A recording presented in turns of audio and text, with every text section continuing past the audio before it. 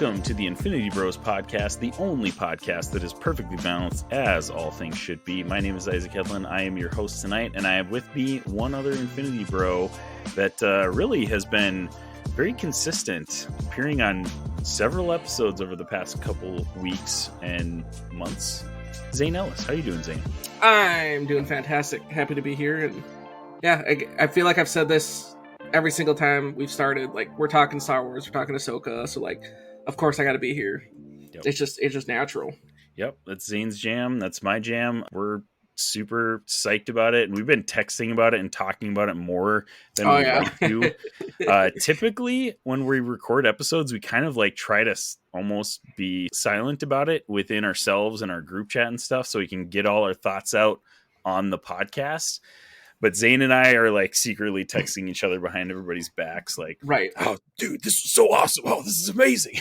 Like, I feel like I'm pretty sure you can probably relate to this too. There's so many times that like I've just had thoughts or stuff that I'm like, oh my goodness, I got to talk about this with Isaac. And then I have to stop myself because I'm like, no, we need to save it for the podcast. Or else me and Isaac would just have an hour-long conversation through chat, through texting, and we're like, no. Yeah. Stop. We'll get it out on the podcast. Okay. We gotta stop now. We gotta stop. Exactly. Yeah. So Zane and I get really excited about this stuff. But for those of you guys who are new, who haven't listened to the Infinity Bros before, we're a cast of 6 that rotate for different topics. Talk about pop culture, Marvel, Star Wars, DC, whatever is on TV that we're watching, and we try to get some reviews going and chat about it, get some conversation going. So welcome. We are very excited to have you with us today, and we are going to be talking Star Wars, specifically Ahsoka episodes 5 and 6 today, for exclusive little peek at a few things that we already chatted about, and for a little look at a few Nick Cage movies that I've been watching. Stay tuned for our TikTok. We're going to be having a Nicolas Cage review playlist from all of the Nicolas Cage movies that I've been watching this year. I told Zane on the Patreon episode, I'm at 19, I believe, Nicolas Cage movies. So it's been quite the journey. A lot of good and a lot of bad on that journey. So in all in a good way, though. All in a good way. It's all in fun. All in fun. Really enjoying myself through that. But yeah, you can check out our TikTok for Nicolas Cage reviews coming up soon. But the main focus of today is going to be Ahsoka episodes 5 and 6. For those of you guys who have not listened to the Infinity Bros podcast before, we have a special rating system that we'll explain a little bit right here. Here on the Infinity Bros podcast, everything is ranked from a 0 to 6 point scale. 0 meaning horrible and 6 meaning absolutely excellent. If all of the Infinity Bros rank something a 6, it gets an Infinity Step. And for those of you who have been following along, we're going to be reviewing episodes 5 and 6 of Ahsoka. So if you have not watched those, this is your official spoiler warning. This is... Prepare yourself. An Infinity Bros. Prepare yourself. Spoiler. Warning. We're also going to be spoiling the rest of the series as well. So if you haven't watched any of it, probably should pause this episode, go watch it all right now, because it's episodes 1 through 6 streaming on Disney Plus at this moment. 2 more episodes to go, Zane. How are you feeling about this series so far? I'm just like, I don't want it to end. Like, as I keep watching, right? You have that in the back of your head back of your mind that there's 2 episodes left, and I'm just like, I just wish there was more. Like I'm happy it's already 8, because most Disney stuff that was coming out was 6 episodes. So I'm glad we're getting 8. But I'm just like, the way this has been, and it's just been getting like better and so much more fun to watch. And like, you got 2 more episodes that kind of establish everything else that's going on. You're just like, I want more. But now it's going to be interesting to see, like, well, how is this going to segue into movies? Is this going to come more into like a season 2 of Ahsoka? Are they going to start combining kind of all this now? Right. Like, it's going to be really interesting to see what these last 2 episodes give us. Yeah, I'm totally with you there. And this feels better than the Marvel series, and even, honestly, even Obi-Wan a little bit, because those series, 6 episodes and just I don't know, man. I feel like you got to episode 5 and you were like, how are they going to wrap this all up? Like, I don't really understand how this can satisfactorily be wrapped up in one more episode, because everything just seemed like it got crammed into there, and they ended up, for the Marvel series specifically, they ended up like rushing a lot of those finales and really just kind of left them with a bad taste in their mouth, especially with some of those who you knew were going to be like one-offs and weren't going to get season 2s. You got to end those in a really satisfying way for them to be considered a good show, right? But I feel like I have not gotten that feeling with Ahsoka at all. I'm along for the ride, and although I'm not sure how they're going to wrap up these last 2 episodes, I'm not worried at all, because the ride has been very enjoyable, and I feel like pacing wise has been pretty spot on in 8 episodes, as far as we know, up to episode 6. So I'm excited for the last part of this series, and honestly, I feel like this is a series too where they could end it and they don't have to connect all the dots or tie all the, threads and everything together, because they have future projects. Not even necessarily, like, even if Ahsoka doesn't get a second season, they've got future projects that they can continue these stories in. Right. So I don't feel quite as, tense about how they're going to wrap up this series so far. And we got a couple of banger episodes in 5 and 6. So let's dive into those now. Episode 5. So we talked about, if you can go back to episode 178 of the Infinity Bros podcast, we reviewed episodes 3 and 4 of Ahsoka, and 4 leaves us with a giant cliffhanger of Ahsoka getting dropped into the world between worlds. We are in episode 5. Ahsoka is in the world between worlds, and she basically has this showdown with Anakin where he takes her through, some memories of the Clone Wars, even some memories that he's not a part of, which that was really interesting, of the Siege of Mandalore. And then we come back to kind of that spot where they met, where she fell, and they have like a showdown. This was just, I don't have a whole lot of words to describe this, because it was overwhelming when all of this was going on. I was like, I had to go rewatch this again like later that day, because I was like, so much going on in my head during that scene. What were your initial thoughts when you were watching all this, Zane? I think it was kind of just like a lot of the same of like you were kind of going through too, because you're just like, we didn't know what we were going to get.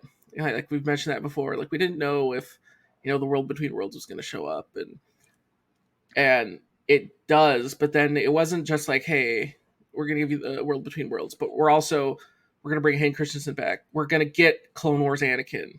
And not only are we going to get Clone Wars Anakin, but then we're going to take you on this journey that everything you watch from the Clone Wars animated show, but like we're going to give you snippets of it, but in live action.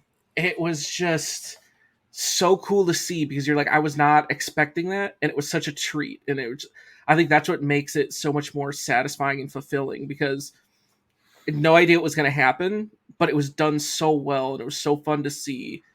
Even if it wasn't, memories Anakin's or in, but like the whole point of it is walking through all that, and then just the ultimate lesson that it comes back to. I thought that was such a good job of explaining everything to, set up, hey, we're going to kind of show more of this meeting, I guess, and figure out all right, where's Ahsoka going? Because like we've kind of gotten that with like Vader. And I mean, we had that in Rebels too, kind of in the Twilight of the Apprentice episodes. I feel like that was more of a showing Vader's side of things, whereas I think this kind of gave a little more of a look inside of Ahsoka, if you will. Mm-hmm. And it was just very fun to watch.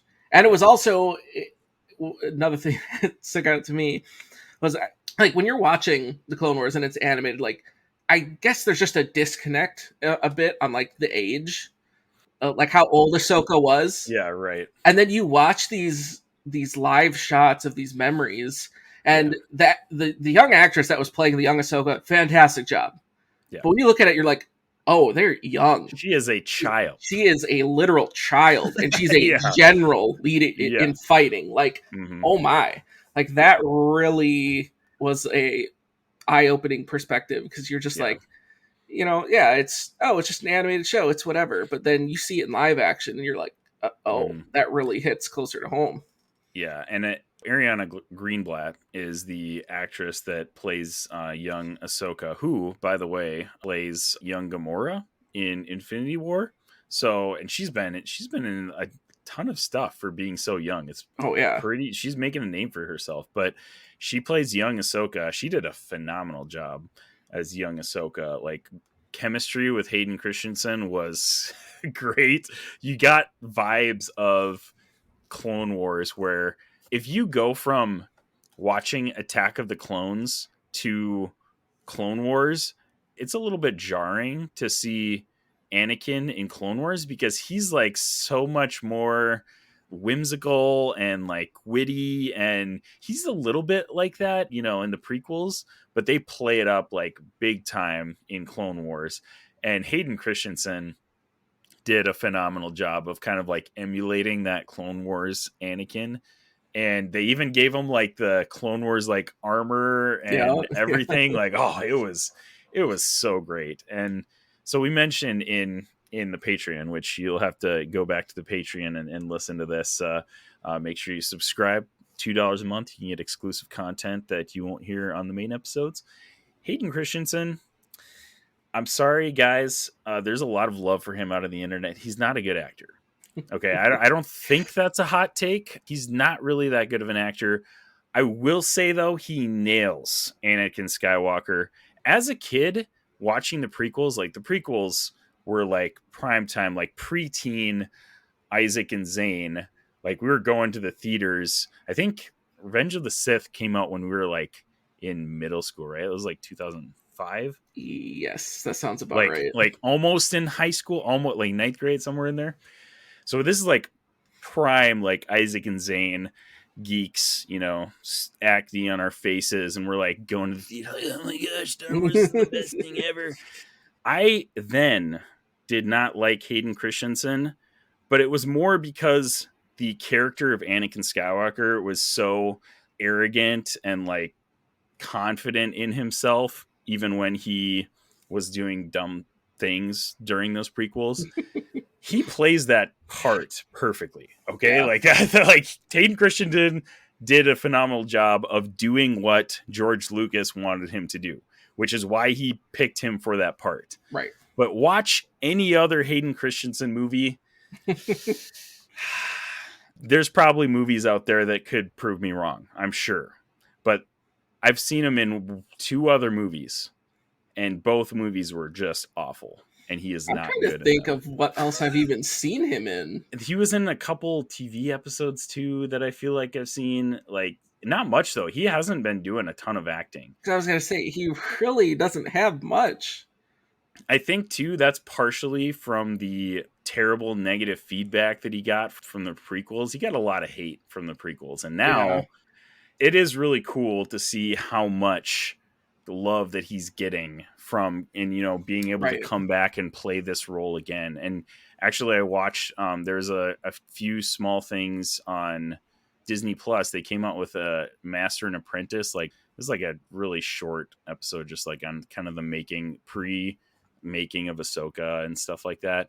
And he talks a little bit about coming back to play Anakin Skywalker, and it's so cool. And for Obi-Wan too, like there's I think like an hour documentary on Obi-Wan, like the making of Obi-Wan, and him talking about coming back to play this role.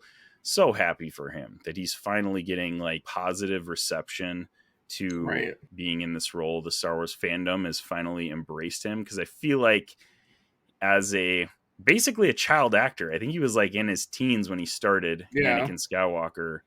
Man, people did not like him back in the day. So I'm glad he's getting this coming of age as an actor type comeback. It's pretty cool to see. But he did phenomenal. And the thing I love about episode 5, especially this flashback part, is that he gets to play every iteration of Anakin. He plays Clone Wars Anakin, he plays Revenge of the Sith Anakin, then Revenge of the Sith Darth Vader, and then you see also flashes of actual Darth Vader in the suit as well. It's like, wow. Such a cool shot that was. They had some really cool shots of him walking away during the first battle where it flashes to him being Darth Vader and then back to Anakin again. And then again in the final showdown, that one was my favorite. Oh, when he's coming at Ahsoka, Rosario Dawson, and it like flickers and it's Darth Vader flickering, but still, when it goes back to him, he's still got the red saber. He's got the Sith eyes. This is like Darth Vader pre-suit Darth Vader that it's flickering to. Like, oh man, it was so cool. So cool to see. Yep. Okay, so we talked about Ariana Greenblatt. Phenomenal. I mean, everybody's been talking about Clone Wars live action show or movie or something like that. Absolutely would love it. Don't need it because we already had Clone Wars and it's a phenomenal show. So if you haven't watched it, go watch that. Not needed, but I would absolutely love it and watch it if we got it. So, Right. So I'll take it, but that's not like high on my priority list of things. Oh, for sure. But like just getting that taste of it in live action, you're just like, this is so good. This is cool. And, I loved seeing him in that Clone Wars armor. Like it's so janky. Like he's got like this like little armor piece around his head, and the rest of him's like basically a Jedi robe. It's like, what the heck are you wearing, Anakin? But they kept him in that, and it was great. Oh man! Now all I need is a live action shot of Ewan McGregor in his Clone Wars armor with like the clone pieces. Oh and my stuff. goodness! Like, say less. Just nerding out over here over Clone Wars. Over armor. Over armor. Oh, and we get a shot of Captain Rex in both live action too. In both iterations of his armor. Yeah, that was sweet. That was so cool. And again, like that was more of that Filoni touch.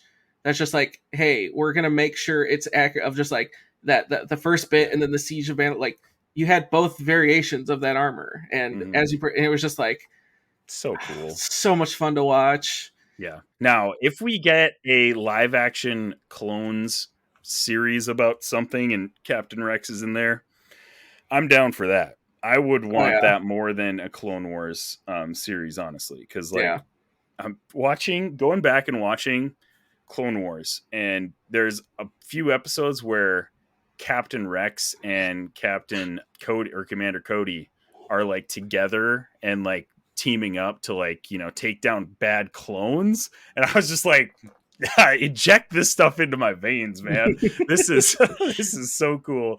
I love those episodes. Oh, so good. But anyways, that was phenomenal to see him in live action. Thank you, Dave Filoni. Man, if anybody had any doubts about Filoni before this show, they should just be washed away after watching all of this. This is top tier Star Wars right here. I mean, we've been talking about it on previous episodes too. This is Star Wars. When little Annie makes the this is pod racing. This is Star Wars. Star Wars right here. Oh my gosh, it's just so great. Got that whole flashback, phenomenal. At the end, we get a shot of Ahsoka throughout all of this. But the first time watching, I was like, what is Anakin trying to teach Ahsoka? Because he doesn't really say a whole lot. He's not like giving her words of wisdom or whatever. And then when she questions him, he's like,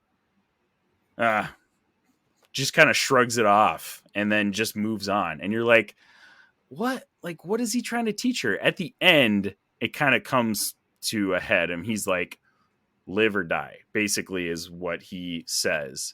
And Ahsoka is like, she chooses to live and let go of kind of all the regret, the grief, and everything, walking away from the order, the regret of feeling like she failed Anakin as a Padawan by leaving him, all of that stuff. She's like, I'm going to let all of this go, and I choose to live. And she lets him live at the end of that. And then in that moment, we get a shot of Ahsoka with the Sith eyes. And that was like, okay, we're getting real serious now. We get Ahsoka with the Sith eyes. And for a moment, I was like, is she gonna take him down? Is she gonna do it? Right. She doesn't. She spares him. She beats him, has him, saber to his neck, and then she lets him go. And he's like, there might be some hope for you yet. And then heads off. Wow, what a phenomenal piece. And I feel like we could spend all of our time just talking about that segment itself, because there's so much in there to talk about. Yeah, that was a great showdown. Really cool to see Ahsoka kind of coming to terms with her past and moving forward. And Filoni even references imagery to Gandalf and his ascent to Gandalf the White. Basically, this is like Ahsoka the White. Ahsoka the White. Yeah, she comes out of the water, and they like all the imagery they do is just so great. They even literally give her a white robe. She's like got the white robe, and like we kind of see a shot of that at the end of Rebels, with her in the white and the staff and stuff. Yeah.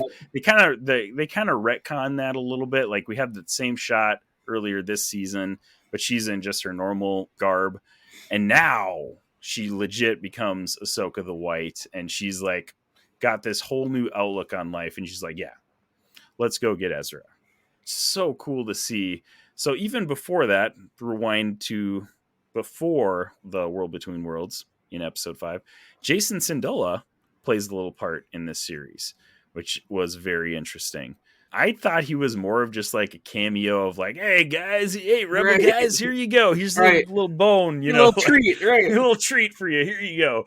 But he actually plays a pretty important role in this episode. He's sitting by the water while Hera is, looking for Ahsoka and Sabine, and he hears something. There's probably some canon material out there that say that Jason, becomes a Jedi, blah, blah, blah, all that. I think like generally that's probably assumed that Jason is Force sensitive before this, but this episode like confirmed it for real for everybody. Like Jason hears the lightsabers going on in the Worlds Between Worlds, and really interesting that he points it out to Hera. And I don't know, it's not clear if she hears the lightsabers or if she just in that moment is like, I fully trust Jason. I know that he is right. But if she actually does hear the lightsaber thing, it makes a really interesting point in the Star Wars universe of like, anybody can be a Jedi.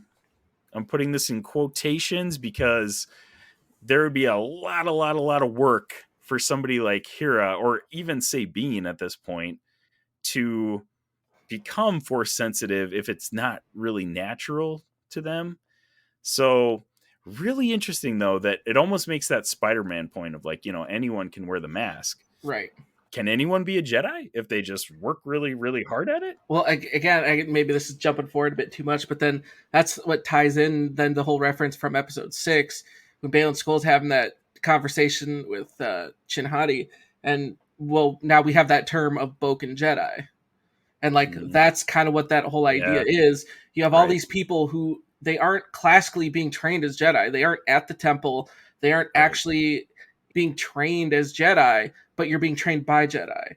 Right. But it's not necessarily. It's almost more like you're being trained with the light side of the Force, less of Jedi. Yeah, because Jedi is like an order and a set of rules and an organization. Right. And that organization is gone. Right. It no longer exists. Like, there are Jedi still in the universe that have been trained that way, like Baylan Skoll and Ahsoka. I mean, she probably doesn't consider herself a Jedi, but she was trained as a Jedi. Yeah. Then you get guys like Ezra, who Kanan did a lot of the work in teaching him how the Force works and stuff like that.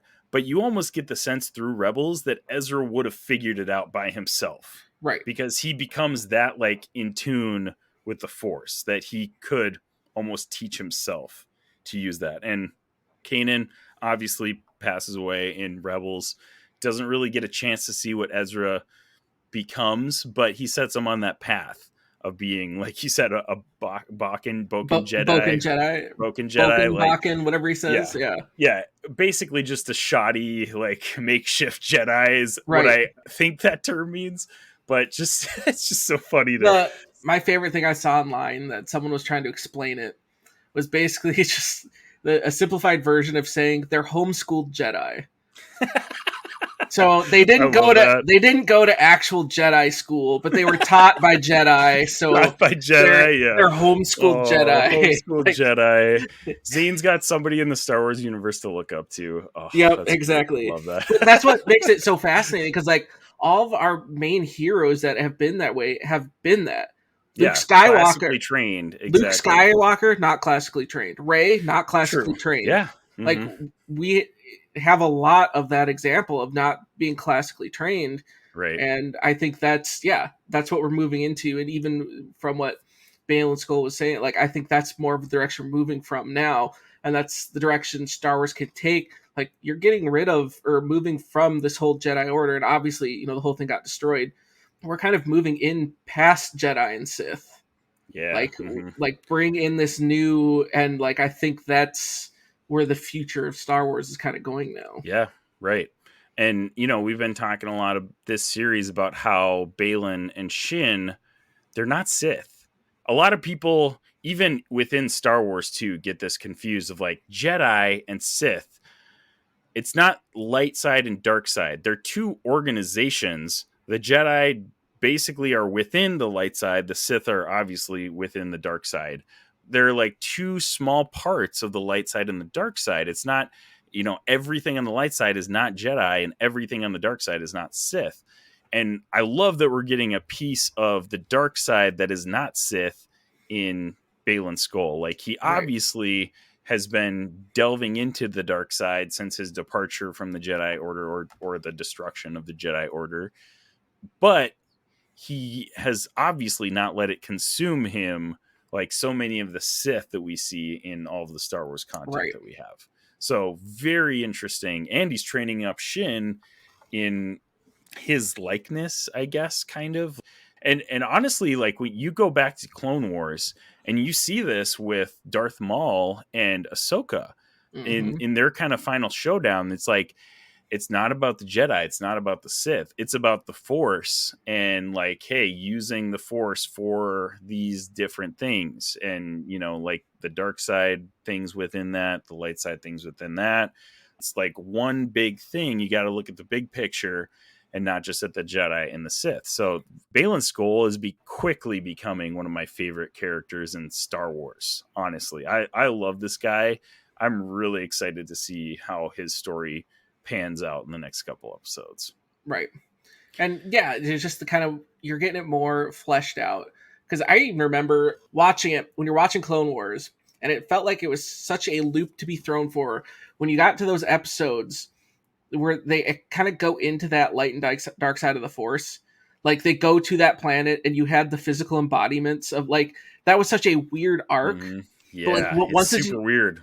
But once you kind of figure out what everything was saying and kind of what that meant, like, I feel like it's become more applicable now as you're seeing that. You're like, it's beyond just Jedi and Sith. Right. And like, that became that short-sighted. And like, as we all know, like, that was the downfall of the Jedi, because it wasn't about, they became too complacent in their ways. These are our own organization rules. And they were playing politics, basically, is what it came down to. But it's also, in essence, kind of that flip side with the Sith too, of they're their own organization. And yeah, like you mentioned, Ahsoka and Maul are kind of the counterparts of those characters. They got burned by their respective sides, and then now their vision was like, we can go beyond this. Like, there's more to being a Jedi or to being a Sith. And like, that's what we should look at. That's what we should embrace. And that's why it's exciting to see that we're getting this in live action. And like, it seems like that's the idea that this is pushing towards now. Because like, we don't have the Jedi. We can move past the Sith, which it should be. Like, that should be the next stage of stuff, And it's hard to, especially when we get into episode 6 and we finally get Thrawn, which we're going to talk about a lot. The Empire is hard to disassociate from the Sith, because obviously Emperor Palpatine is the Empire. So like, they kind of go hand in hand, like the Empire and the Sith. we get to an interesting part of the Empire in Thrawn in episode 6. So to be continued. I do want to touch on a few more things in episode 5 here. Thrawn's going to be a huge chunk of this episode. Don't worry, guys. We're big Thrawn fans. Okay, so back to Jason Syndulla. He hears it. They wrap up. They, find that, hey, they're over there somewhere, like over the water. Something's going on over there. We get a little interaction between Huyang and Carson Teva of they're kind of like talking about like the plan. He's like a rebel alliance organization guy to a T. He's like, sure, like he's going to go with Hera and do the things that Hera wants to do. But he's also like, yeah, we kind of got to report back to these guys. Like something's going to happen soon if we don't do that. So he's like trying to poke Hera to like get moving. And finally, they basically say, hey, there's something going on out there. Teva doesn't understand it at all. Huyang is also becoming one of my favorite droids. He's great. Like he's great in all the animated iterations as well. He's so perfect in live action. It's just phenomenal. He's not afraid to just say whatever he's thinking. I absolutely love that. Like you get that with R2-D2, but we don't know what R2-D2 says. So like you have to have C-3PO translate all the snarky comments that R2 makes. But we get to hear them from Huyang. So he actually goes up to Teva and he's like, yeah, Jason's force sensitive. Like he's a Jedi basically. And Carson Teva's like, oh, okay. And then he just like goes and just does it immediately. Doesn't question it at all. I love that. That was great. I love the bit. Like I saw this online that like Carson Teva is to Star Wars what Wong is to the MCU. Like he's just in everything. And you're just like, he's just that loved guy. Like, hey, yeah, it's Carson Teva. Like, he's just become that character. He's great. He's just like this great, like lovable, like just funny, almost like a dad figure. I feel like he's kind of like watching over everybody, trying to make sure everybody's doing the right thing. But also he's like a loving dude who understands that they need to do what they need to do. Right. Type of thing. Paul Sun-Hyung Lee, who plays Carson Teva, he's great. He's phenomenal. Such a great addition to the Star Wars universe.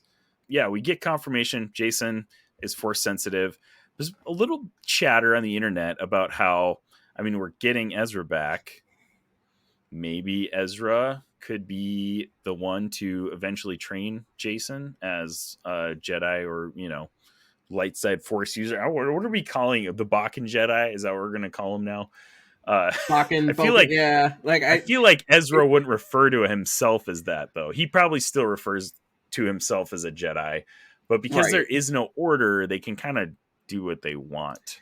I guess. But I feel like at the same time that the term Jedi has kind of just become it's not entirely synonymous with the order. Like exactly. Yeah. And because even in the original trilogy, there's still like myths floating around about the Jedi, even though it's been 20, 30 years or something. Nobody's seen Jedi for decades, but there's still stories about them out there.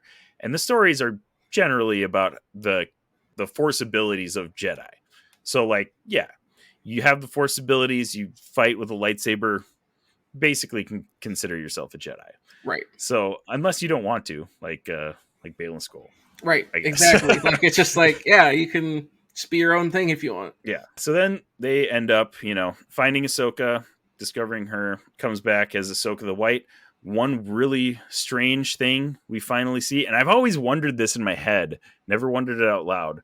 She always has those like kind of headdresses things, and I'm always like, is that like part of her? And obviously she like changes it through the like series and stuff like that, but like you never see her without one. So I'm always like, is that like attached to her? Like, does that move? Like, I don't know. But we see bald Ahsoka. Yeah, bald Ahsoka. It's like, whoa. And you're like, no, put it back on. Put it back. Cover it up. That was strange. It totally makes sense. But I'm after seeing it, I was just like, whoa, okay, that was weird. I don't know how I feel about that. Put that back. Quick, put a headdress on. Yeah, just an odd little moment there. But yeah, gets basically dressed up in her white garb. Good thing she had some white stuff to, show the transformation in her life. Comes back as Ahsoka the White. And she gets this crazy idea that there's no other way to get there but ride the Purgle. Couple minor things. I mean, they just happen to be in a pod of Purgle, which, by the way, was confirmed, I think, in episode 5, that a group of Purgle is a pod. Yep. Hera called them a pod. A pod. We talked about that on episode 178 of the podcast. We're like, what do we call them? Like, whales are a pod. So I guess it is a pod. It's a pod of Purgle. So there happens to be a pod of Purgle right there. Very convenient. Very nice. They go up there. Ahsoka, and I'm not complaining about this, by the way. There has been people on the internet that have complained about it, but she is an amalgamation of a lot of Jedi. She's got a lot of Force abilities, because we see earlier in the season, she's got like the Force Echo, sensory abilities, which we see in Fallen Order Jedi Survivor with Cal Kestis. Now she seems to have this like connection with beasts, the same as Ezra does in Rebels. And it's like, oh man, Ahsoka's just got it all. She's like just super powerful, Force sensitive Jedi. That's pretty awesome. But she basically like kind of connects with this Purgle, and the idea is like, all right, well, the only way to get there is to Jonah and the whale this Purgle and jump to hyperspace to this next galaxy. So that's what we're doing. I love how Hera is like she's like just trying to buy time, basically. And then finally Carson Teva's like, all right, I'm going to tell you the story. Right. Yeah. You're not going to believe it. You're not going to believe it. Like, yeah. Just his expression. Doesn't even go into that. Yeah, cuts out. And then Hera's like, Commander, you might want to move. Yeah. All of a sudden the Purgle just come out of the atmosphere and they're like heading right for them. Oh, so great. Like, again, like this is just, Filoni is just killing this series, man. Like, writing wise, it's phenomenal. Action wise, VFX, everything in the show has been top-notch Star Wars.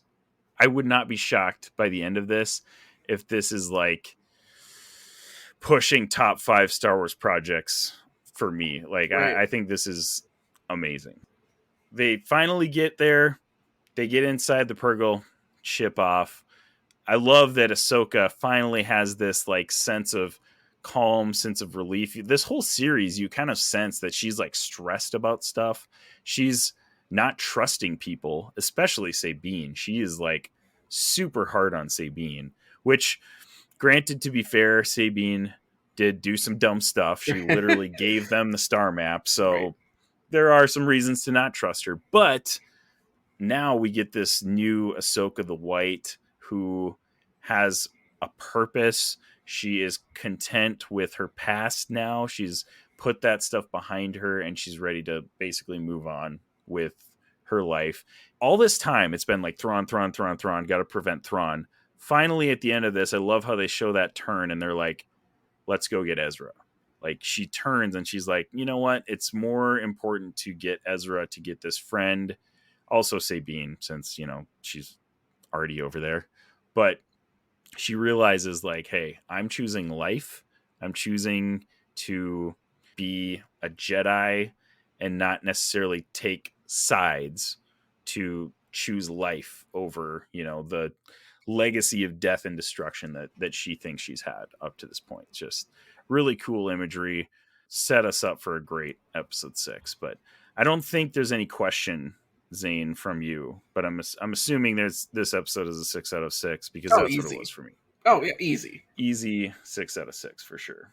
Some people are saying, continue to say, I believe it's 100% on Rotten Tomatoes, if I'm not mistaken. It was at one point, and it's the highest rated on IMDb episode of Star Wars TV ever. At a 9.3 out of 10. That's gone up from the last time I checked. It was a 9.0 last time I checked. 9.3 out of 10. That's phenomenal. That's very good. For IMDb. Wow. Yeah. A lot of people are saying this is the best live action episode of Star Wars TV ever. Just cut out live action. Is this the best episode of Star Wars TV ever to you, Zane? I mean, what else could you really put over it? If you're looking at individual episodes, like I don't think there's anything. I mean, there's stuff you'd put near it, but I'm just like, I just don't think as an individual specific episode that I could put anything really over it. The Obi-Wan Darth Vader fight is up there. That was very cool. Like there are some that you're like that stand out, but like the impact in moments specifically, like there's definitely some moments and episodes that are like moments, but like an episode that has the weight that episode had, the way it dealt and portrayed everything. Like some episode, the cool epic moments, but like this episode didn't just base on an epic moment. The whole thing, it brought it all together, and the whole thing was kind of just one epic moment after another. It's just like it outclassed kind of everything. Like it's just, this is, as far as TV episodes go, I don't think you can top this. It's cream of the crop, man. There's probably a top tier of elite Star Wars TV episodes that I would put up there with it, of maybe like 3-4 episodes, like not a lot. And the ones specifically that I thought of was, I believe it's episode 10 of Andor, when Andy Serkis character makes that monologue, and then like 5 minutes later, Bill Skarsgård, or not Bill, what's his name? Skarsgård. Alexander. Forget his name. Is it Alex, the old guy? I forget his name. It's not Alex. He's one of the brothers. Alex and Bill are both. Oh wait, no, it's Oh yeah, why am I blanking on his name too? Remember. I know who you're talking about. Skarsgård makes his monologue like 5 minutes after that. Oh, that one's up there for me. Like that one's tough to beat. That's elite. Luke showing up at the end of Mandalorian. Oh, yeah. Is that episode or season 1? Season 1 finale. Season 1. Yeah, that's up there. And I would even rewatching some Clone Wars episodes. That season 7 of Clone Wars is top tier Star Wars, especially those last like 4 episodes. The Siege of Mandalore episode where Ahsoka and Maul have that showdown. Ooh. That's so good, dude. It's so stinking good. I would put that up there too, for sure. Honestly, the finale of Rebels too is probably... for Rebels too, like I would put that, granted it's not one episode, but that like 2 episode arc, that Twilight of the Apprentice arc, that's such a good arc. That Ahsoka Vader showdown in that Sith temple. Yeah, right? Like I will go back for Rebels and just watch those 2 episodes. It's just like for real.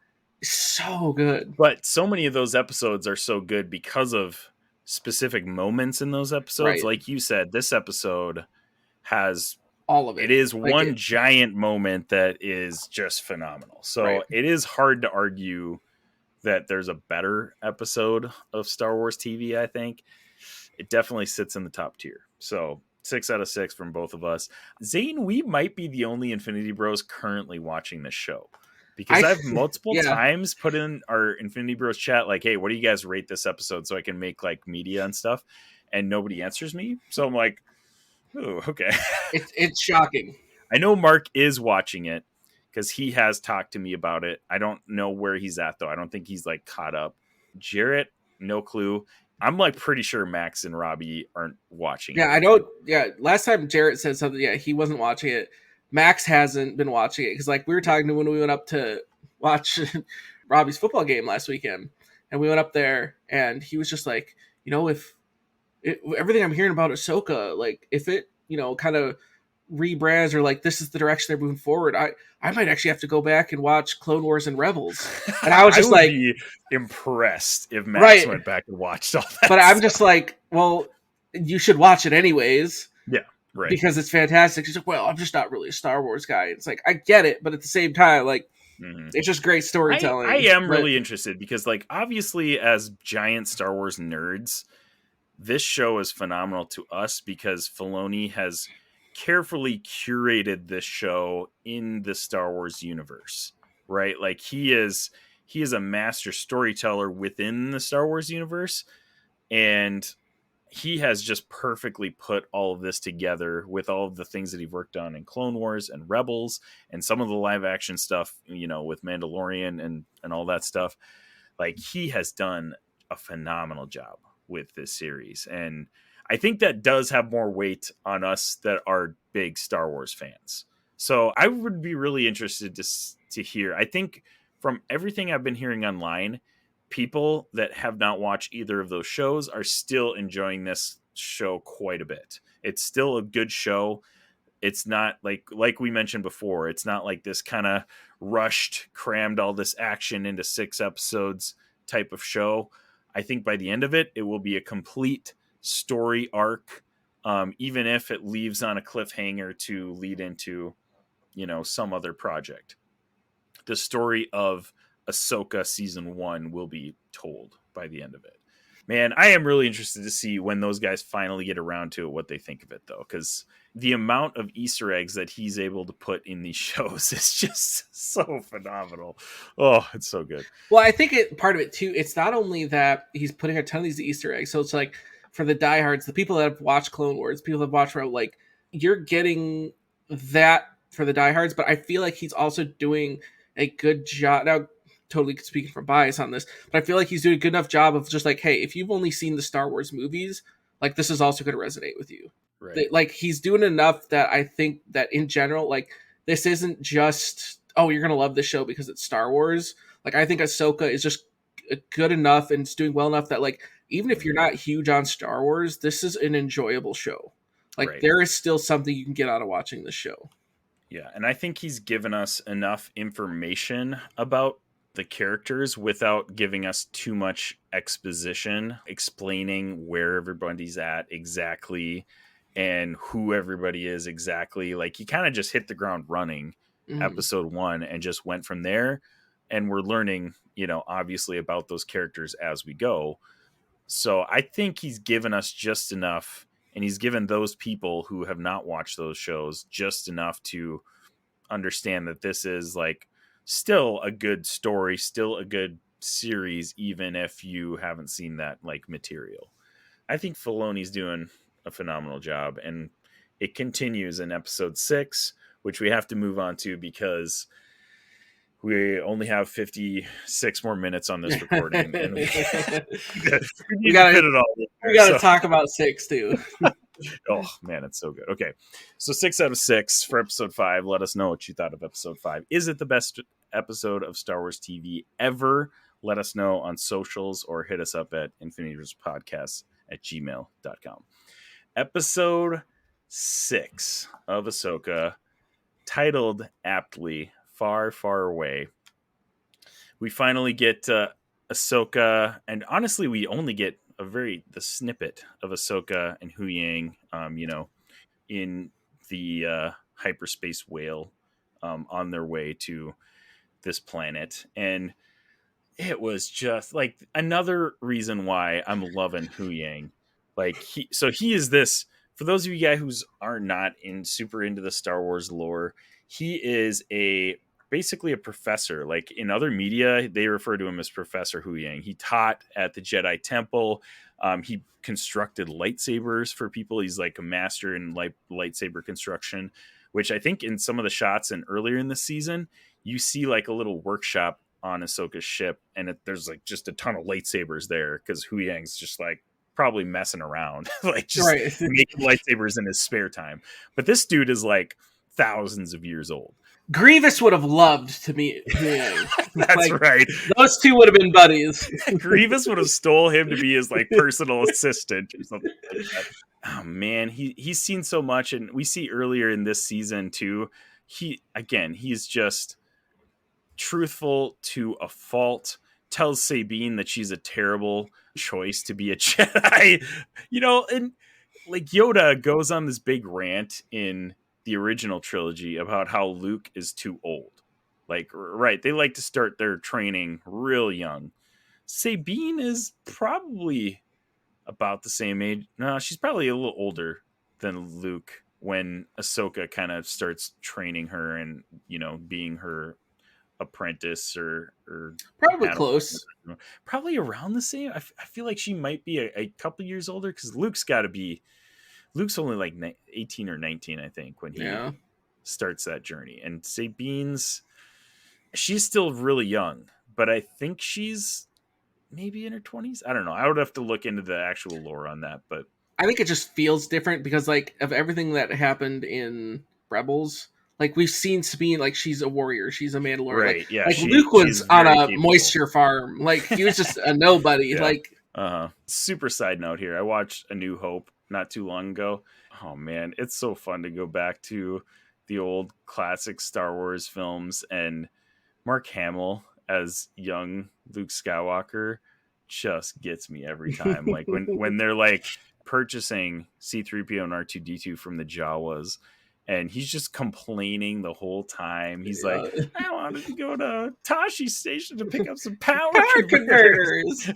It's just like, oh my gosh, this is so good. That is a perfect example of like him just being super young and immature.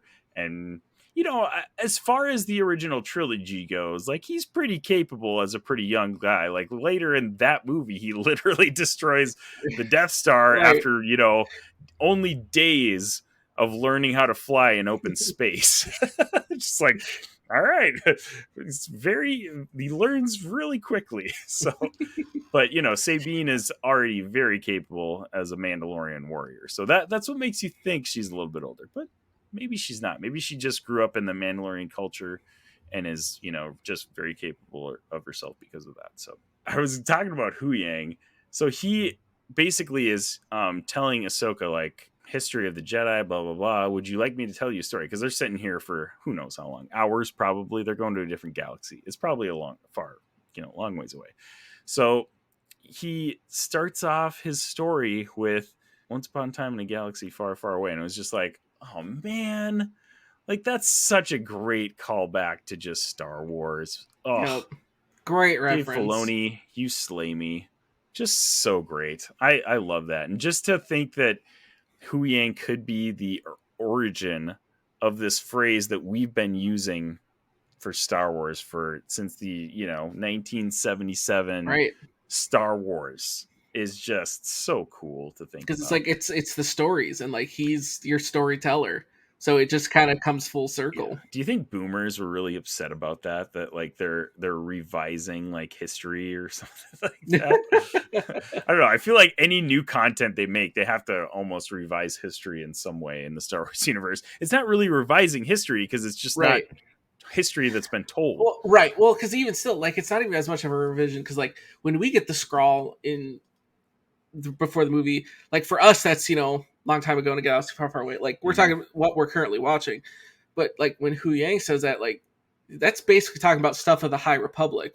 Like I think that's the other part that's missed. Like the High Republic Jedi days, like that's 1,000 years before even what we're watching. Right. So like that's ancient history to even what we're watching on the screen. Yeah. So it's still like an applicable thing to go back for him to be a long time ago in a galaxy far, far away. Like they still have that. Like those stories are still in existence in that universe for them as well. One interesting note about that segment was that Hu Yang mentions the history of the universe parts, or was it history of the Jedi Order or something like that? Parts 1, 2, and 3. And Ahsoka says that, like, looks at Hu Yang and is like, yeah, part 1's definitely the best. And some people online were speculating that that's like a kind of like a hidden reference to the sequels or the trilogies, like the prequel, the original trilogy, and the sequel trilogy. And I was like, I mean, if so, like that's kind of a cool little hidden reference or whatever. But like, I don't think Filoni would be like, oh yeah, the prequels are the best trilogy for sure. You might be looking into that one a little too much. I mean, it's a little bit. It's fun to speculate, but that might be looking into that a little too much. Yeah, if you're getting butthurt about that online, you might care about it a little too much. Like this is like Mark and Max level WandaVision speculation that they're going to be upset about later.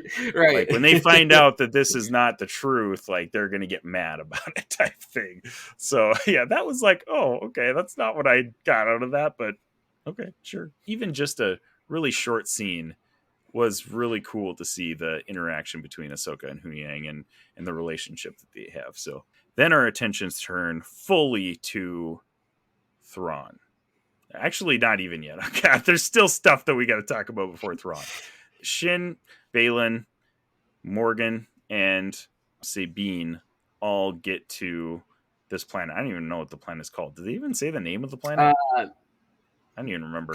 Peridia? Peridia. Yeah. That sounds Peridia. familiar. You're right. So Peridia, they get to Peridia, which is ironically this ancient, well, it's probably not ironically, it works out perfectly. This ancient planet that are the descendants of the Dathomir residents, the Night Sisters, and what do they call the dudes in that race too? Well, isn't it still just like Night Brothers? The Dathomir. Is it Night Brothers? Well, no. Well, because the Dathomirians are actually on the planet of Dathomir. I thought this planet is where the origin of like the actual Night Sister religion was. Mm-hmm. But I don't know if that's an actual like what the race of people were. Yeah, we'll have to look into like, that. I guess I don't know. Like I get it. Like the Night Sisters have different planets have different like sects, different variants of the Night Sisters. We just happen to see the Dathomirian ones. And they haven't really explained yet, and they may not. I don't know. Like we mentioned in a previous episode that Morgan Elsbeth mentioned that she is a descendant of the Night Sisters. She doesn't explicitly say that she is a Night Sister or is from Dathomir. So that's kind of interesting. And I wonder if they might not even go any deeper than what they have already. But so they come to this planet and the Night Mothers are there waiting for them. And they already know Morgan Elsbeth. Like, and that may be more to their visions and stuff with their like Night Sister magic, as opposed to like Morgan being, a part of like their descendancy or whatever. That may be more to them just being like really perceptive in their dark arts or whatever you want to call it, dark magic. But yeah, it's just some interesting things that I've kind of been mulling over, and ultimately does not matter. So in the end, they might not explain any more than that. Who knows? I mean, it would be cool if they did, because I feel like that's what you kind of have the setup, because that kind of ties with the whole galaxy far away, because like we have this one focus of the galaxy, and that's what you had, Jedi and Sith. Well, what about when you get out of the galaxy? And that's obviously this other galaxy where they've come to. Like, this is the origin of the Night Sisters. So maybe we get more of an explanation on what their magic is. Maybe we see more of what this is, because you're expanding this scope out of just the universe that we've currently seen. Right. So and I would be totally down with that, because the Dathomirian Night Sister arcs that we see in Clone Wars, they're weird. And I kind of like when they dive into the weird side of Star Wars, because it's a freaking galaxy. Like, there's got to be weird stuff in the galaxy, right? So I want them to get more into that weird Star Wars side of things. So, and honestly, like, I saw somebody mention this on Twitter too. They do a good job of that with all the new content they've got, because they're diving into this like Night Sister dark magic with this show. They're diving into cloning and like, all this weird, creepy stuff in the sequel trilogy with like Palpatine on Exegol and all that stuff. I like how they kind of are diving into this weird part of Star Wars where, the Empire was like the classic, like, dynasty, like, this is an empire. It's like, this is pretty cut and dry how we're doing things. They lose that. And now they're like grasping at anything they can to get the power back. And they're even going to like Night Sister weird magic that they don't understand. They're just like, I got to do whatever I can to get this back. And even in Mandalorian, Moff Gideon too, just like going undercover. They have their own little cabal of post Empire like leaders and stuff, and they're conniving on how they can, bring back Thrawn. And, I love that they're just diving into this weird side of Star Wars. Right. Because it's kind of like a flip position, if you will. Because like I kind of had this pop in my head when we were talking earlier. So like everything that you had with the Sith, kind of with like Palpatine, how he manipulated everything with the Senate, and the Sith basically end up using the Empire as their tool. Now, what's cool with bringing Thrawn in is that it flips that the Empire is not that tool anymore. It's the Night Sisters. Yeah. It's these other, like you're explaining, what else can we use to bolster this? And I think that's why it makes Thrawn, setting him up, bringing this in, that makes it so much more appealing, because you're kind of flipping that on its head. The Empire isn't that tool now, but like, hey, we need the Empire because we're trying to, still take over this stuff. But like, we're going to look for external stuff of how we can get this weird. I mean, we're going to dive into Thrawn here. This is just fascinating. So Grand Admiral Thrawn, he's got a actually pretty large history with several novels. He was basically the main villain in Rebels, like pretty significant history, not in main live action Star Wars, but now we're getting him in main live action Star Wars, and whew, it was so cool. I was freaking out when we finally get Thrawn. We got the organ theme that was in Rebels. Was just like, oh yes, I love this. So Lars cool. Mikkelsen, who voices him in Rebels, plays him in live action, and there's been a lot of kind of weird feedback on him playing in live action. I will say there is a weird element of like Uncanny Valley with Thrawn, because he's just got the bright red eyes, right, and the blue with the blue skin. Right, it's just very like kind of weird to see and kind of shocking. So right away when I saw him, I was like, oh, I don't know what to think about this. Like, it looks good. I'm not saying it looks bad at all, but the second he speaks, I'm all in. I'm like, oh yeah, that's the way Thrawn. he talks, right? It's kind of the same thing. Like, you're looking at it and you're like, okay, like normally you wouldn't think of this as this imposing thing, but then when he starts talking, you're like, this guy is like, this is the big bad. Like, right. Yeah, this is Thrawn. Like this, it has that power that he had in Rebels. You're like, this is what we needed. Absolutely, it was almost the same vibes, honestly, as Cad Bane when he showed up in Book of Boba Fett. You see him from a distance, and it's so hard because like he's already at a pretty big disadvantage as a Duros alien that has some different proportions in an animated show, because Clone Wars and Rebels, they're pretty stylized. They have some different proportions to their characters.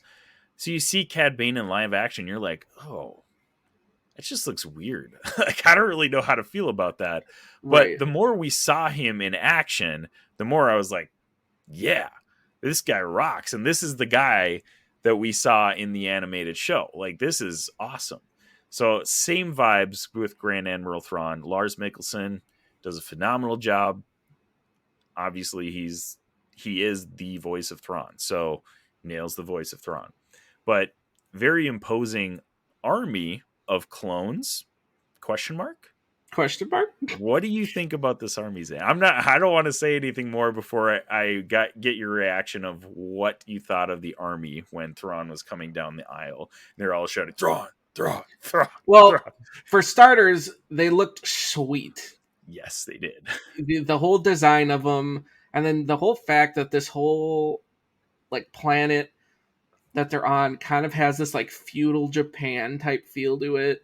The fact that they are using like kintsugi on their uniforms, and then the fact that they're all the night troopers, you're just like, yeah, this is a zombie army. Yeah. Like that's the whole point, and especially like it makes sense why Thrawn would, with the Night Sisters, be like, well, what's in a perfect army? Like, well, when you can have dead people fight for you, of undead, exactly, and it's the perfect thing too, because they're just in a suit.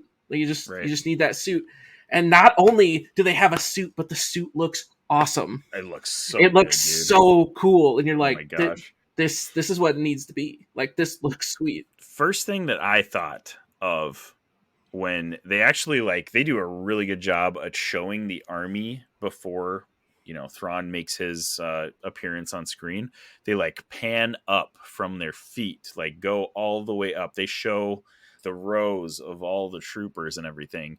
and you see their armor is like worn. It's like dirty. It's like patched up. It's got all these red bands around it, which could be, I don't know. I saw it right away and I was like thinking like this is their armor patched up with these red bands, but it almost looks like it could be like some kind of like decoration.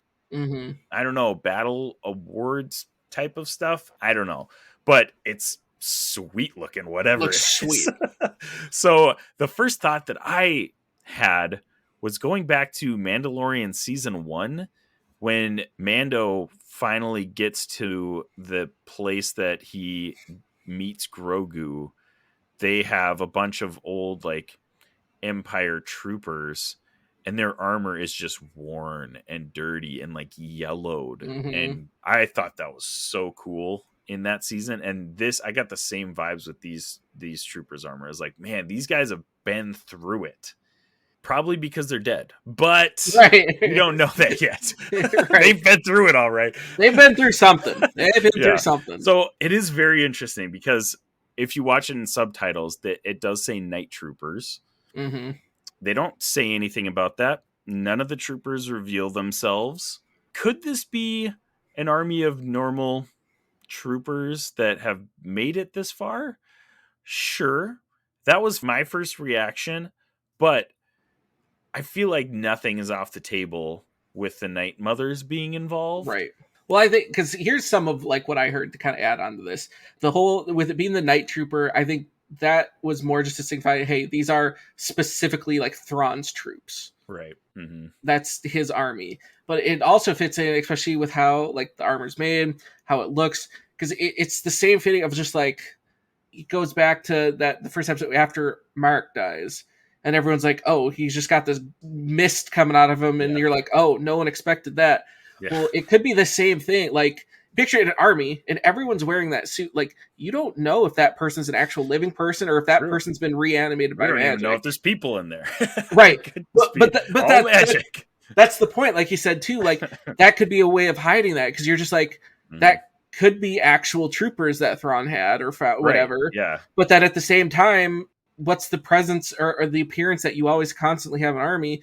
That person could die, but if you can reanimate them, you never miss a thing. There's still that soldier. So like by them all still having that order, you're just like, is that person an undead person or is it an actual person under there? Like, I don't know. Question. I don't know. Who knows? Oh man, it's going to be really cool to find out. I can't wait. We get Thrawn, they're chanting Thrawn. It's a Goosebumps moment when they're chanting Thrawn and he's like slowly making his way down to the Night Mother's like platform or whatever. So cool. Like probably one of the best live action introductions to a character that we've seen. Even just the scene before that, when they're like, hey, Thrawn's here. And it just does that pan out and the ship slowly just, and you're just like, oh, massive. This huge ship flying over. You're just like, this is Thrawn. So cool. Like, and it's got like his symbol, like, you know, kind of like on the bottom. I can't remember what is the name of his ship. It was like the Chimera. The Chimera. That's Chimera? What I think that's what Chimera. It is. I think it's the Chimera. Yeah. But you see that floating over and you're just like this is imposing. This is sweet. Yep. So cool. And then after all that, all the intros, actually, you know what? I'm trying to think. It might have even been before Thrawn came in. I don't remember, but the leader of these armies like slowly turns around and you see that he's got this like mask that has been like fused into the stormtrooper helmet. And man, another cool introduction to a character. This name is Captain Enoch. Captain Enoch. We know nothing about. He's got like kind of like a robotic voice changer synthesizer type thing on. So again, this guy still could be a zombie for all we know. Like we don't know really what he sounds like. One thing that I thought when he turned around, I was like, that is so Thrawn. He really is a great, interesting villain because he has an appreciation for like finer things like the arts and he is very like sophisticated. And the fact that we get this almost like classic Roman architecture like mask on this stormtrooper helmet is like, that's so Thrawn, dude. That's what I thought when I saw it. I was like, so cool. That's such an infusion of everything we had from Rebels, because like if you watch Rebels, like Thrawn, as even though he's the bad guy, and the villain, like he has such a deep appreciation for different cultures, like their art, their stories, because like for him, that's also how he would understand his enemy. What is their art? Like what are their cultural things that like define them? And so then what makes him, the best strategist in Star Wars. And then you come into here and you see that like, hey, he's taken art and culture, and you're like you said, like that is such a Thrawn thing of being like, I'm not all about just like, empire. Like, no, this is gonna have a little bit of flair of its own. And it looks so sweet. Yeah, like you said, like this is Thrawn. This is Thrawn's army. This is Thrawn's fingerprints on it. And you're just they did a perfect job at translating what Thrawn would be like and his ship and his army, whatever, 10 years later ish. I think that is what this is, 10 years after Rebels completes. Like, this season is so Rebels season 5. It's like nuts. I'm still being blown away every episode at how much this feels like an animated show. Like if you read the story and the script to somebody and didn't tell them anything about the show, you didn't tell them if it was animated, live action, blah, blah, blah, I could have sworn that this is a season of Rebels, like animated Rebels, because it just feels exactly it has that same feel. It should, it's just, it's phenomenal that Filoni has been able to make that switch from animation to live action. The dude is a genius. I've been saying that for the last 3 episodes. Right. Like if you aren't on the Filoni train, get on it, because this dude he's a genius, like legitimately. Right. And this is also why I'm excited to see more of what is going to happen with especially Captain Enoch as a character. Because like as you look at it, it's like Captain Enoch doesn't even exist in like Legends or anything. He's strictly a brand new character for this. And my thing is, like, as I'm watching it, and you have this cool character, this cool design, I think Captain Enoch is Filoni watching what we had from the sequels, and you had this absolute setup and waste of Captain Phasma. I think Filoni's like, I need a character that's like the Captain Phasma, but I'm going to make them sweet. I'm going to make them like, better. I'm going to actually do something with them. Because you already have that setup. They're obviously the leader. And there's something about them that makes them incredibly unique and set apart from all the other troopers. Mm-hmm.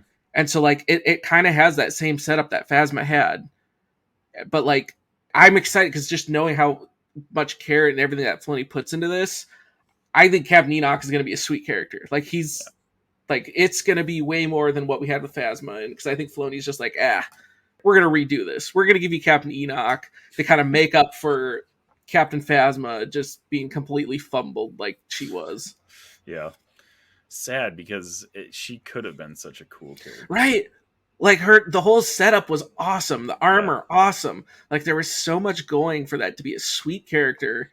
And they were just like, no, she gets hit and falls off a bridge and what? And you're just like, this is dumb.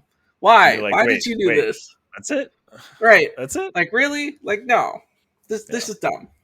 We finally get Grand Admiral Thrawn in live action. It lived up to the hype, man. It's all that I had hoped that it would be, and I'm really excited to see Lars Mikkelsen, because this, like, we're getting Thrawn's introduction with 2 episodes left. I feel like, just with how this has gone, episode 8, the finale, is going to be Thrawn getting back to our main galaxy, doing, like, maybe even it's like the last scene in this show, Thrawn getting back to the galaxy, and then it's like done, like, I don't know, I feel like that's the direction we're heading. I don't know how it's all going to play out, but I mean, I think that would be the sweet way of setting that up, or even just like go way overboard on it, like bring Thrawn back and then like give us a shot of like that throne room and have it end with like Thrawn sitting in that throne chair. And just end it. That would be sweet. That would be sweet. Gosh, that would be awesome. I'm down. A couple other things in this episode that we have to go over. We get a really intense, I wouldn't even say intense, honestly. Actually, a really interesting conversation between Baylan Skoll and Shin Hati. We've seen a little bit of their, master Padawan relationship, and it's really, really interesting how Baylan, I think, this is why he's becoming one of my favorite characters. I don't know. I feel like he's doing this to almost get revenge on how he was raised as an apprentice in a way. I don't really have a great way to put this to words, but like he seems like he's raising her, training her in the way that he thought that it should have been done, right? He knows at this point in his life, I mean, this is what, 30, timeline wise, I'm trying to think of, it's got to be like 30 plus. It's something like after. that. But he's treating this as he was shafted by the Jedi Order, and he's raising her or training her. I keep saying raising, but like she seems like she's an adult, so right. Training is probably the better word. Training her as a apprentice, Padawan, however you want to call that, to basically learn from the mistakes that he made being trained. So right. Man, I just love this relationship. I do find it interesting that they kind of scaled it back a little bit. I feel like Shin Hati in episode 4 goes and, we talked about how she was like force choking Sabine after she surrendered. And I was like, oh man, Shin's going to go off the rails in the next episode or two. And Baylan's going to have to like cut her down a little bit. Right. But she's actually been like a pretty good, respectful Padawan in these couple episodes, like trying to learn from Baylan, like asking him questions. And I'm like, I actually like that. But at the same time, that's not where I thought this was going. Like, she still is being, this capable Padawan, and she's asking the right questions. Like, she's asking about the history of the Jedi, the mistakes that they made. And Baylan is like graciously teaching her all of these things. And I don't know, man. It's just so interesting, I think. And Baylan, dude, just he's got a chip on his shoulder. And I love it because nobody knows who this guy is. Right. And he's got a chip on his shoulder. Like, he knows who everybody else is. He's been staying in the shadows for a really, really long time. He knows who Ahsoka is. He knows who Thrawn is. And really interesting, later in the episode, we get Thrawn. And it could just be Thrawn being really smart and deducing that Baylan was a Jedi, at the time of, just based on his age and stuff like that. But like, he says Baylan Skoll, and he's like, you must be Baylan Skoll of the Jedi Order, or something to that effect. And I was like, wait, did Thrawn like know this guy, or is he just like figuring it out because he's Thrawn and he's really smart? Right. Really interesting part of that. But Baylan doesn't seem like he knows the significance of bringing Sabine to the planet. He just knows that there's something there. How could he know the history of Thrawn and Sabine? Like, I don't think Baylan knows that. Thrawn is like, oh yeah, this is great. Like, you did a great job by bringing Sabine here. Right. Just I think their history and stuff. Right. Well, I think part of that too, just like, we still don't know, obviously, like the full story on it. Like, I still think we're going to get more of Baylan, more of that backstory, and more like, because you're just like, you're getting little glimpses, you're getting little pieces more and more. And what this episode actually gave me is or episode 6 gave me some strong vibes of, with Baylan and Shin. Just the whole, like, no longer the Jedi, not quite, like Sith, but then they're out like, hey, we're going to find like this other power that we're going to bring in something new. Like, the vibes that I got from watching this, I was like, Baylan is like, in a way, carrying on Darth Maul's vision. Yeah. And like, right. But not only that, but I'm just like, if Ahsoka went with Maul and agreed with him, that would be Baylan and Shin. Yeah, for real. Like, in a way, you're kind of getting, obviously, Ahsoka didn't go with Maul and stopped it, but it's just like, well, what if she did go with him? And now that I watch this, I'm just like, I feel like he's kind of going after what Maul initially was. Like I said, he's carrying on kind of from Rebel and Clone Wars what Maul's vision kind of was that he was laying out to Ahsoka. Right. It seems like that's also kind of what Baylan Skoll's vision is. Yeah. I'm so interested in this storyline because Baylan is looking for something, and we still don't know what it is. I'm just really curious to see finally what exactly he's searching for through all of this. I just had a mind-blowing thing. Oh, okay. All right, let's hear it. What if, obviously Ahsoka didn't go with Maul. What if it gets revealed later that Maul connects with Baylan and Baylan sees his vision? Ooh. And instead of Ahsoka being his apprentice, Baylan was Maul's apprentice. And that's why Baylan has this vision and continuing it on. Zane, I like that. And that's the big reveal that we get later, that Baylan, and that's why all this is known about stuff. He learned it from Maul. I really, really like that theory. That would be really cool. And it would also kind of tie Maul back into this, because that's what Filoni's been doing with everything else. Right. Like, it would make sense to find a way to tie Maul back into this as well. And it, like, because we talked about that too, like, Maul's ending in Rebels is like, that's the end of that story.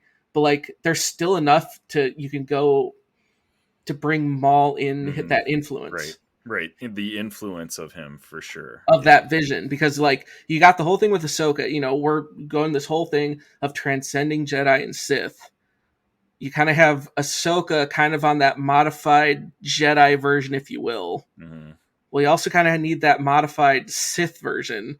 And who pioneered that? Darth Maul. Like, yeah, we're getting into this gray area of the Force in this series, and it's really cool to see them explore it, for sure. And we also know now, granted, I think there was earlier, but like, Sam Witwer is credited on a lot of voice acting stuff. He's the voice actor of Darth Maul. Like, Zane. I mean, I'm just saying, Zane, look at you.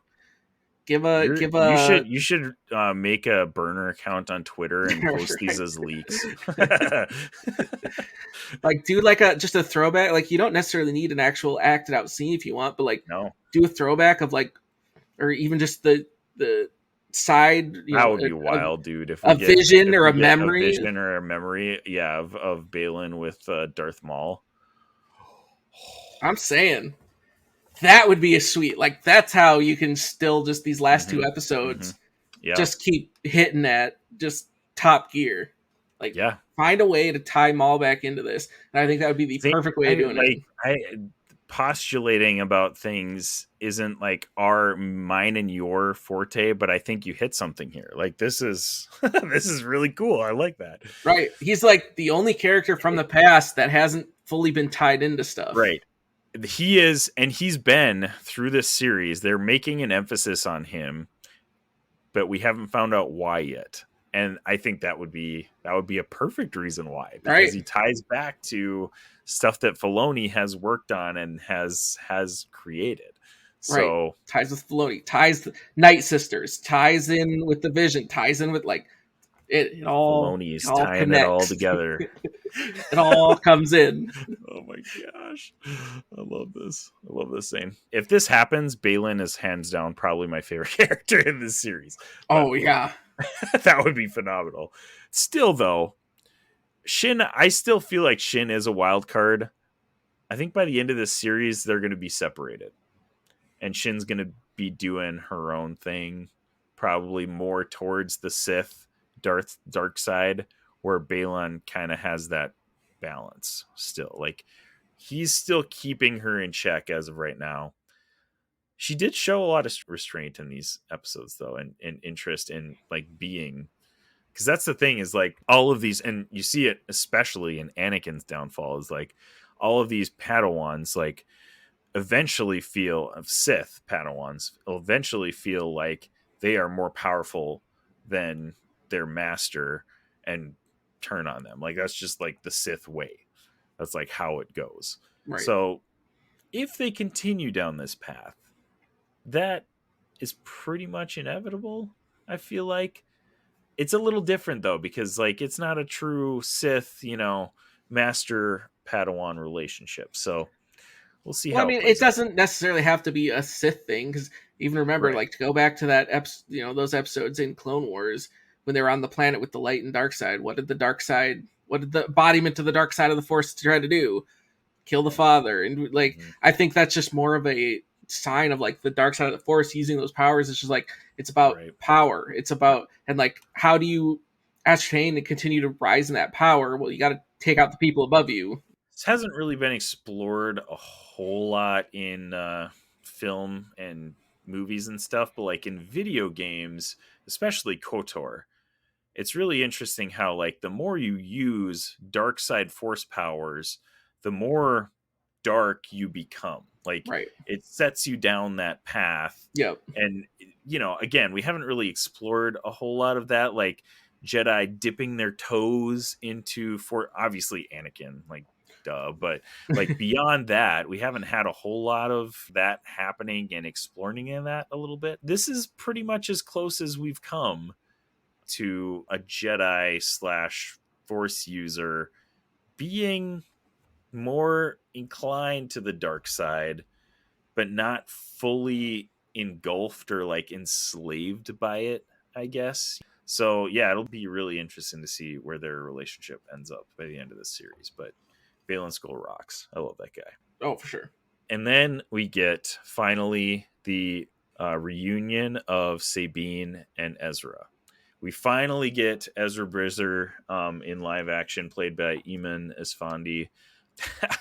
Exactly how we would expect him, living with a colony of Teenage Mutant Ninja Turtles. Crab people things. Little crab turtle people. Just, yeah. And he's just like chilling. He's been apparently living with them for 10 years. Yep. I don't know. Who knows? Chilling, It'll be interesting to see where we learn more about what he's been up to for the past 10 years. But at the same time, that's also incredibly fitting because even in Rebels, you're like, he's just always around Lothcats. Yeah. Like he just has that connection to animals. He has that connection to like people and animals. So then it just makes total sense that Sabine finds him and he's just like living with these just chilling crab turtle people and just like, yeah, we're just, hanging out. Oh my gosh. And we don't get a whole lot of Ezra. But what we do get is quite interesting. He kind of like reaffirms Sabine, like, I trusted you that you were going to be the one to find me, basically. She doesn't tell him how she got there yet. There's a big but. Big but that has not happened yet. But we might get stranded here forever after Thrawn leaves us. So... some interesting things. Another interesting thing, though, Thrawn is talking to Morgan Elsbeth. He's loading up all his junk in their super hyperspace Eye of Sion, I think her ship is called. He sends Baylan and Shin to go track down Sabine and Ezra and kill them. And he basically says to Morgan Elsbeth, he's like, yeah, if we end up leaving them there, so be it. Like if they get back, cool, we'll take them with. But if we get done packing up and they haven't finished the job, we're probably leaving without them. So, which is so Thrawn-esque. Like that's exactly what Thrawn would be doing. Baylan's not an idiot. He has to be slightly aware that this could be a possibility, I feel like. But it'll be really interesting to see because they send him out on those hounds or whatever, and they're tracking Sabine to the place, and they seem like they're on the right trail. So we're gonna come down to a showdown between Baylan, Shin, Sabine, and Ezra. Probably it'd be really interesting to see how that all plays out. Ahsoka also shows up at the end of this episode.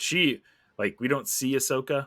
It's reported, I think, to her by the Night Sister or the Night Mothers that Ahsoka is like entered the atmosphere or whatever. Yeah, that someone else was arriving. Yeah, and Morgan's like, no, that's impossible. Like, that can't be.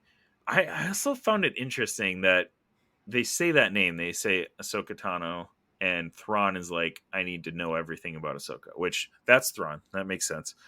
I was kind of surprised that he didn't, like, he hasn't met her.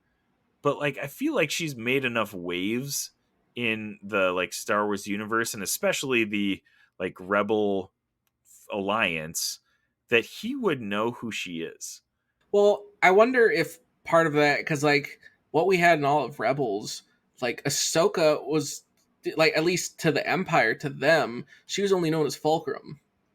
Like they didn't know Ahsoka was Fulcrum. Yeah, so that's interesting. Yeah, maybe that's what some of that connection would be once you realize that that's who that was. But even at the same time, like they only knew her as Fulcrum, and it's just like it's not like they had a ton of info on her anyways, right? Because even the guy under, it was Callus or whatever that was kind of under Thrawn's nose, so it was just like they wouldn't really know a ton about Ahsoka because she walked away from the Jedi Order, so she wasn't there for that. So it's like it's kind of an understandable how she flew under the radar a little bit. I think it does make sense. The only other thing I thought was that he mentioned that Baylan was like a Jedi, and again, that's something that he probably could deduce pretty easily. That's not like out of the realm of possibility. But I thought it was interesting how he was like, "Oh yeah, Baylan, Jedi," and then he hears Ahsoka and is like, "Oh, who's that?" Like I thought that was a little interesting. But all of these reasons that you and I have talked about, it still like makes sense. It's not like so crazy that all of this is happening the way it is. I just thought it was a little interesting that he was like, "Oh yeah, Baylan, yeah, but Ahsoka, great guy. I don't know, great guy, great guy, the best, yeah, the best, exactly." But yeah, it totally makes sense that he might not know her, and maybe when he dives into her, he'll connect all the dots. And we know from other canon Star Wars stuff, like novels and stuff like that, Thrawn knows that Darth Vader is Anakin. I think there's a bunch of comics and stuff that tell the story of how he figured it out. Thrawn figured it out, but he doesn't ever tell Darth Vader that he knows. I think he like makes it seem like he still doesn't know.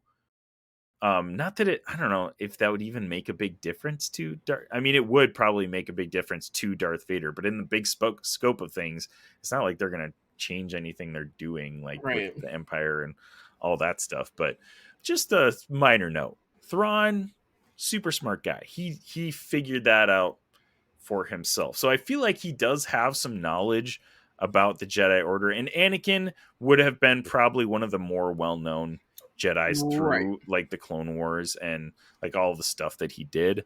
But it is interesting that he would know who Anakin is, but not Ahsoka as well.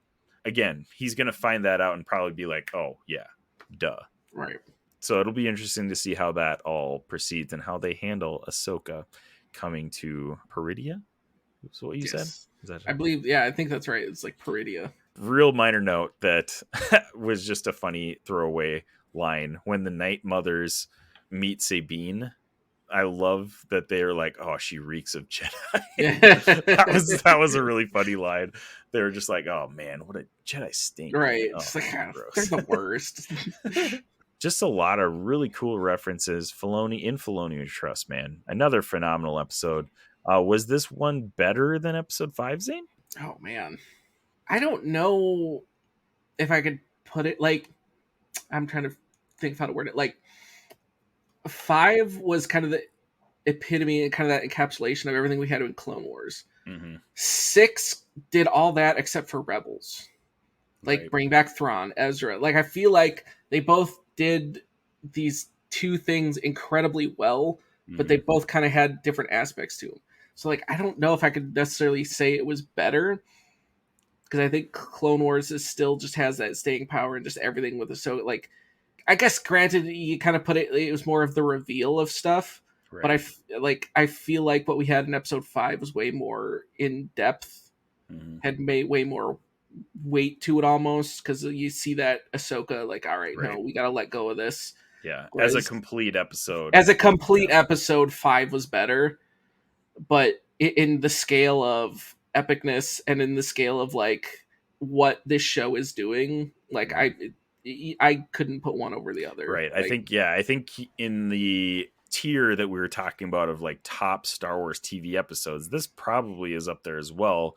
I mean, honestly, if you just take the Thrawn reveal moment, because Thrawn has been so like anticipated among Star Wars fans for so long coming to live action. Like this is a pretty epic and important moment in Star Wars history. So pretty awesome. Well, not only that, but I mean, it gets overshadowed, but like this how it has more of that ties, but like the reveal of Thrawn, like I think technically this is the first like live action reveal of like the Night Mothers.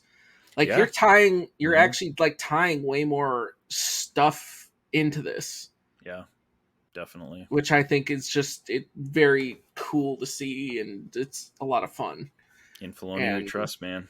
So yeah, I think, like I said, tying Baylan Skoll to Maul brings Maul into this. They're sweet. The only way in these last 2 episodes that it could get cooler is one of 2 things happening. Is you need to tie it into the sequels by either like bringing Rey in, or you need to tie it to the video game world. You need to bring either Cal or Merrin in. Cal and Merrin, yeah. Bringing in Merrin would be easy. I feel like that's right. That's what I'm saying. Like she completely ties in with the whole Night Sister, all that stuff. Definitely. So I'm just like, if you're kind of melding all this stuff together to kind of set up your future, have some sort of glimpse or reference or just something. I would love to see some way to tie one of those in these last 2 episodes. That would be cool. So many cool things. 2 episodes left of Ahsoka. Can't wait to see how it's going to pan out. I'm assuming this episode is also a 6 out of 6 easy. For you, because it definitely is for me. 2 6s, Infinity Snaps for both episodes 5 and 6 of Ahsoka. But man, Zane, we've been talking for almost 2 hours now. So I know it's crazy because like we could just keep going. We could keep talking about this, and we would like to. So hey, listeners, make sure you hit us up on social media. You can email us at infinitybrospodcast@gmail.com. Hit up theinfinitybros.com for all your Infinity Bros needs. You can get up some sweet merch. And also hit up any of our past episodes of the podcast. So make sure, if you haven't caught up, if you're a new listener, make sure you catch up on the Ahsoka review episodes that we've been doing. I believe episode 178 and 177. Yeah, lots of more things to discuss. Hopefully we'll be able to get in some single episodes of episode 7 and 8 coming up. So thanks, Zane, for hanging out with me. It's been a blast talking stuff. Always a fun time. Absolutely. And thank you, listeners. However you're listening, wherever you're listening, thank you so much for making us a part of your podcast experience. We are the Infinity Bros, and we love you 3000. Bye. Thanks for tuning in to the Infinity Bros podcast. You can find the Infinity Bros on Facebook, Instagram, Twitter, TikTok, Twitch, and YouTube at the Infinity Bros. You can also check out our website at theinfinitybros.com for links, reviews, and sweet merch. Feel free to send listener feedback via social media or email at infinitybrospodcast@gmail.com.